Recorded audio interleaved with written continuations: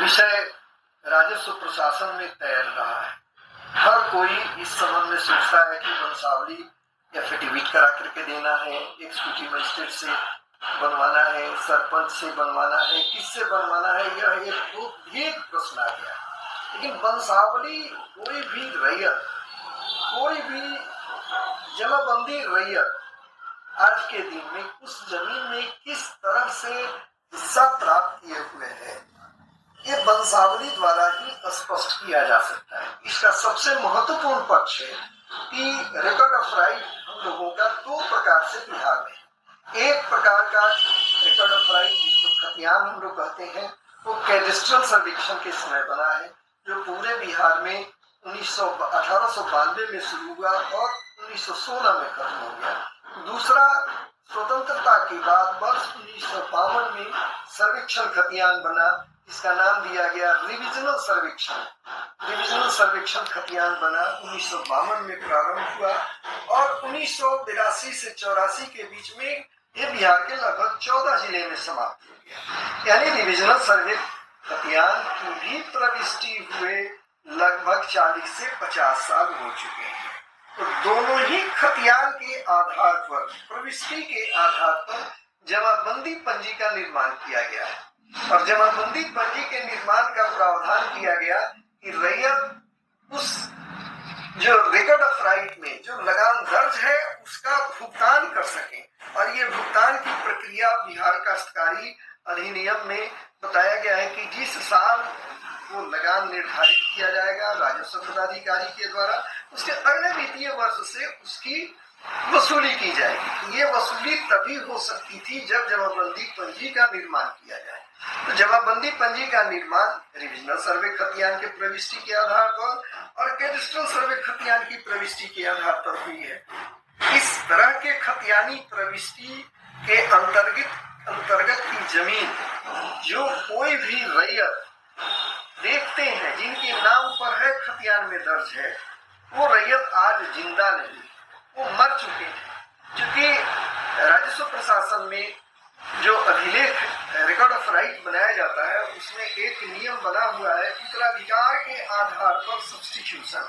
तो खतियान permanent document होता है, खतियान को अस्थायी अभिलेख की संज्ञा दी जाती है। एक बार कोई प्रविष्टि अगर उसमें हो जाती है तो उसमें पुनः संशोधन नहीं किया जा सकता है।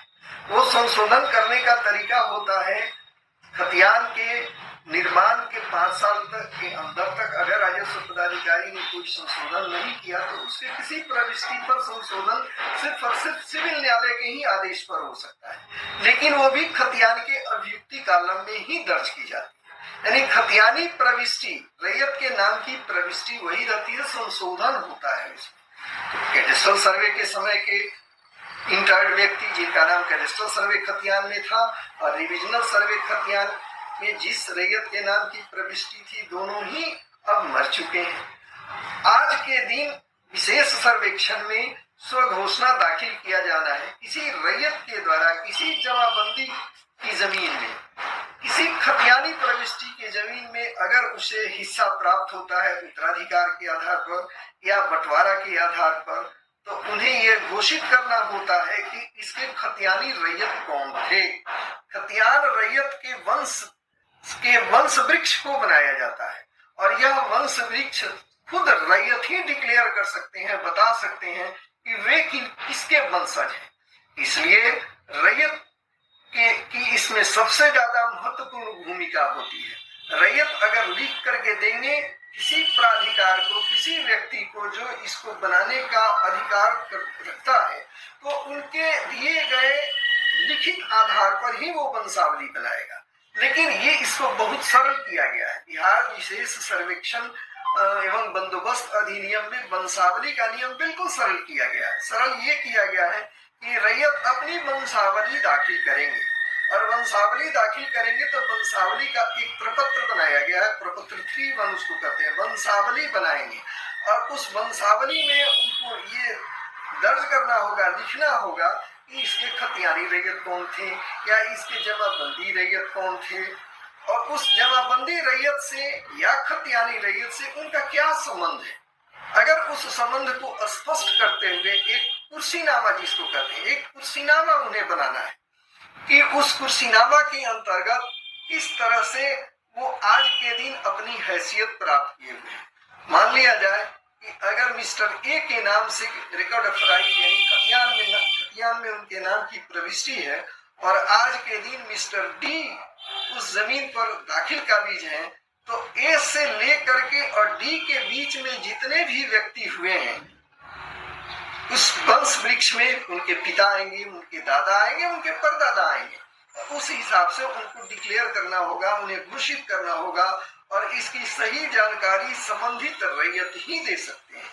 दूसरी ओर जमाबंदी पंजी बिहार में 1962 के बाद से बननी शुरू हुई है फील्ड बुझारत की कार्रवाई के आधार पर। 1962 के बाद की जो जमाबंदी बनी है दो तरह से बनी है, एक फील्ड बुझारत की कार्रवाई के आधार पर बनी है, दूसरी जमाबंदी पंजी बनी है रिविजनल सर्वे खतियान की प्रविष्टि के आधार पर। और दोनों ही प्रविष्टियों के आधार पर के जो जमाबंदी रैयत हैं, यानी 1962 में जिस जमाबंदी रैयत के नाम की प्रविष्टि हुई वो भी कालक्रम में मृत्यु को प्राप्त हो चुके हैं। तो उस जमाबंदी रैयत से आज के दिन उस रैयत का जो आज दावा करता है उस भूमि पर, उसका क्या संबंध है वो एक वंशावली के द्वारा ही स्पष्ट कर सकता है, ताकि उस जमीन में उसका शेयर कितना है जिसके बारे में वो दावा कर रहा है कि हमको इस जमीन पर उत्तराधिकार के आधार पर प्राप्त है या बंटवारा के आधार पर प्राप्त है और कितना शेयर मिला है, उसका निर्णय अमीन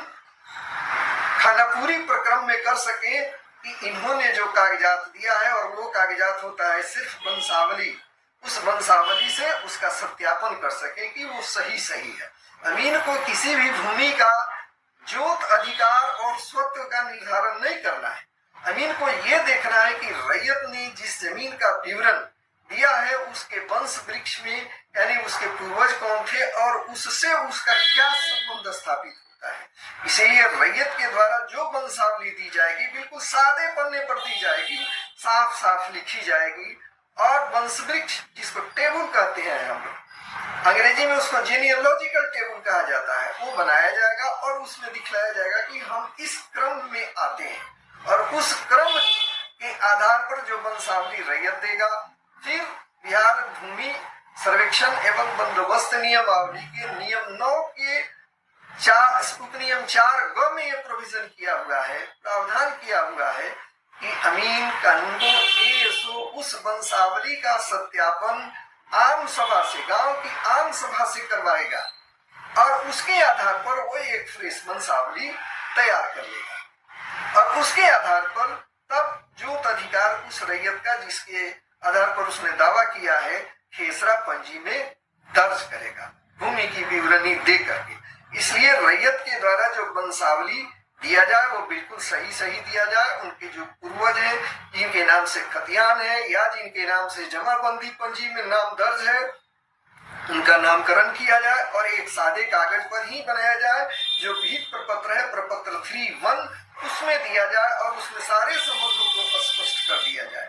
इसको किसी जगह से, किसी एग्जीक्यूटिव मजिस्ट्रेट के यहाँ से, किसी नोटरी पब्लिक से एफिडेविट के माध्यम से देने की आवश्यकता नहीं है। वो खुद देंगे और उसका सत्यापन विधिवत रूप से